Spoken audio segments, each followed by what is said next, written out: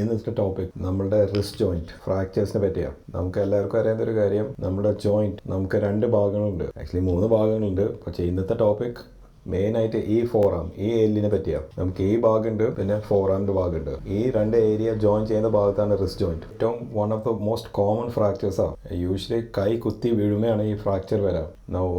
ഒന്നെങ്കിൽ ജോയിന്റിനകത്ത് ഫ്രാക്ചർ ഉണ്ടാവും, അല്ലെങ്കിൽ ജോയിന്റിന് പുറത്ത് ഫ്രാക്ചർ ഉണ്ടാവും, അല്ലെങ്കിൽ ഒരു ക്രാക്ക് ചിന്നിൽ പോലെ ഉണ്ടാവും, അല്ലെങ്കിൽ മൊത്തമായിട്ട് തെറ്റി പോയിട്ടുണ്ടാവും. സോ ഇന്നത്തെ ടോപ്പിക് ഇതിനെ പറ്റി സംസാരിക്കാനാണ്. പിന്നെ സ്പെസിഫിക്കലി ഇതിന്റെ ട്രീറ്റ്മെന്റ് രീതി ഫ്രാക്ചറിന്റെ സിവിയറിറ്റി അനുസരിച്ചാണ് നിൽക്കുക.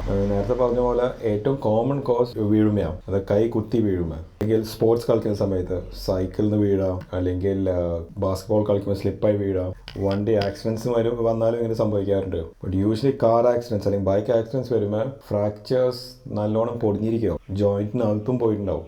നമുക്ക് എല്ലാവർക്കും അറിയാലോ, മോസ്റ്റ് ഇമ്പോർട്ടൻറ്റ് സിംറ്റം പെയിൻ. പിന്നെ കൈയുടെ ഈ ഭാഗം വീർത്തിരിക്കും, പിന്നെ ഡിഫോമിറ്റി ഉണ്ടാവും, കൈ വളഞ്ഞിരിക്കും. പിന്നെ ഏറ്റവും ഇമ്പോർട്ടൻറ്റ് സംഭവം, ചില ആൾക്കാർക്ക് തെരിപ്പ് വരാൻ തുടങ്ങും, ഒരു സൂചി കുത്തുന്ന പോലെ. അത് യൂഷ്വലി ഇത് ഞരമ്പിൽ ബാധിക്കുമ്പോൾ ഇങ്ങനെ കാണാം. സോ നമ്മൾ വീണ് കഴിഞ്ഞിട്ട് നീര് വന്നാൽ അല്ലെങ്കിൽ ഭയങ്കരമായിട്ട് പെയിൻ കൂടിയാൽ അപ്പോൾ തന്നെ ഹോസ്പിറ്റലിലേക്ക് വരണം. ഓഫ് കോഴ്സ് ഡയഗ്നോസിസ് എക്സ്റേസാണ്. ചില എക്സ്റേസിൽ നമ്മൾ പ്രത്യേക ടൈപ്പ് യൂസ് ഉണ്ട്. എസ്പെഷ്യലി നമ്മളുടെ കൈപാദം ഈ ഭാഗത്ത് ഫ്രാക്ചേഴ്സ് വന്നാൽ, എക്സ്റ്റൻഷൻ വന്നാൽ ശ്രദ്ധിക്കണം. ചില കേസുകൾ നമ്മൾ CT സ്കാൻ എടുക്കും, എസ്പെഷ്യലി ജോയിന്റ് ഇൻവോൾവ് ആണെങ്കിൽ. ട്രീറ്റ്മെന്റ് ഒരു ചിഹ്നില്ല അല്ലെങ്കിൽ സ്ക്രാച്ച് മാത്രമാണെങ്കിൽ പ്ലാസ്റ്റർ മതിയാവും. ഏകദേശം ഒരു 6 ആഴ്ച വരെ പ്ലാസ്റ്റർ ഇട്ടാൽ ഫ്രാക്ചർ സെറ്റാവും. ഈ ഏരിയ ഒക്കെ മജ്ജ കൂടിയ എല്ലെന്തായാലും സെറ്റാവും. പക്ഷെ നമ്മുടെ ട്രീറ്റ്മെൻറ്റ് ഉദ്ദേശം തെറ്റായ രീതിയിൽ സെറ്റ് ആവാതിരിക്കാനാണ്. സർജിക്കൽ ട്രീറ്റ്മെൻറ്റ് എപ്പോഴാണ് ചെയ്യാം? ഇത് ഭയങ്കരമായിട്ട് ഡാമേജ്ഡ് ആണെങ്കിൽ, ജോയിൻറ്റിനകത്ത് ഫ്രാക്ചേഴ്സ് ഉണ്ടെങ്കിൽ നമ്മൾ തുറന്നിട്ട് പ്ലേറ്റും സ്ക്രൂ വെച്ച് ഉറപ്പിക്കും. ഭയങ്കരമായിട്ട് പൊടിഞ്ഞിരിക്കുകയാണെങ്കിൽ നമ്മൾ പുറത്തുനിന്ന് കമ്പി വെച്ച് ഉറപ്പിക്കും. ചില ഫ്രാക്ചേഴ്സ്, അതായത് നമുക്ക് പ്ലേറ്റും സ്ക്രൂ വെച്ച് ചികിത്സിക്കാൻ പറ്റാത്ത ഫ്രാക്ചേഴ്സ് ഉണ്ട്. ഭയങ്കരമായിട്ട് പൊടിഞ്ഞിരുന്നാൽ സ്ക്രൂയുടെ പിടുത്തുണ്ടാവില്ല, അപ്പോഴാണ് നമ്മൾ ഈ ട്രീറ്റ്മെൻറ്റ് ചെയ്യുക, പുറത്തുനിന്ന് കമ്പി വെച്ച് ഉറപ്പിക്കാം.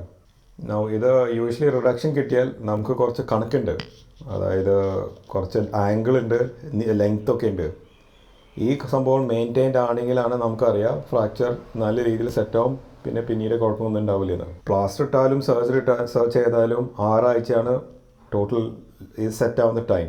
നമുക്ക് എല്ലാവർക്കും അറിയുന്നത് പോലെ പ്ലാസ്റ്റർ വെട്ടുമ്പോൾ അല്ലെങ്കിൽ കമ്പി എടുക്കുമ്പോൾ കുറച്ച് സ്റ്റിഫ്നെസ് ഉണ്ടാവും. സോ സർജറി കഴിഞ്ഞിട്ട് അല്ലെങ്കിൽ പ്ലാസ്റ്റർ ഇട്ട് കഴിഞ്ഞിട്ട് അപ്പോൾ തന്നെ നമ്മൾ വിരൽ അനക്കാൻ പറയും. വിരലും എൽബോവും ഷോൾഡർ മസ്റ്റായിട്ട് അനക്കണം. അല്ലെങ്കിൽ എന്താ പറ്റുക, ഞരമ്പിൻ്റെ മുകളിൽ നീര് കെട്ടിയിട്ട് ഇതാകെ സ്റ്റിഫാവും.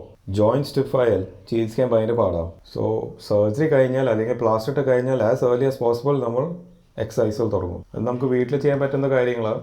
യൂഷ്വലി പ്ലാസ്റ്റർ വെട്ടി കഴിഞ്ഞാലും ഫിസിയോതെറാപ്പി ചെയ്താൽ ജോയിൻറ്റ് ലൂസാവും. സോ അത് നല്ലൊരു റിസൾട്ടാണിത്. സോ ഇൻ കൺക്ലൂഷൻ, നമ്മുടെ ഡിസ്റ്റൽ റേഡിയൽ ഫ്രാക്ചേഴ്സ്, അതായത് റിസ്റ്റ് ജോയിൻറ്റിലെ ഫ്രാക്ചേഴ്സ് ഏറ്റവും കോമൺ ഫ്രാക്ചേഴ്സാണ്. സാധാരണ വീഴുമ്പോൾ അല്ലെങ്കിൽ സ്പോർട്സ് കളിക്കുന്ന ആൾക്കാർക്ക് വരുന്നൊരു ഇഞ്ചുറിയാണ്. ഏറ്റവും ഇമ്പോർട്ടൻറ്റ് സംഭവം തെറ്റായ രീതിയിൽ സെറ്റാവാൻ പാടില്ല. എല്ല് സെറ്റാവും, പക്ഷെ തെറ്റായ രീതിയിൽ സെറ്റായാൽ റിസ്റ്റിൻ്റെ ഫങ്ഷൻ കോംപ്രമൈസ്ഡ് ആവും, അത് ലോക്കാവും, അത് പിന്നെ ചികിത്സിക്കാൻ പാടാവും. ആസ് ഓൾവേസ്, ഈ വീഡിയോ ബെനിഫിഷ്യലായി തോന്നുകയാണെങ്കിൽ do like and subscribe. Thank you.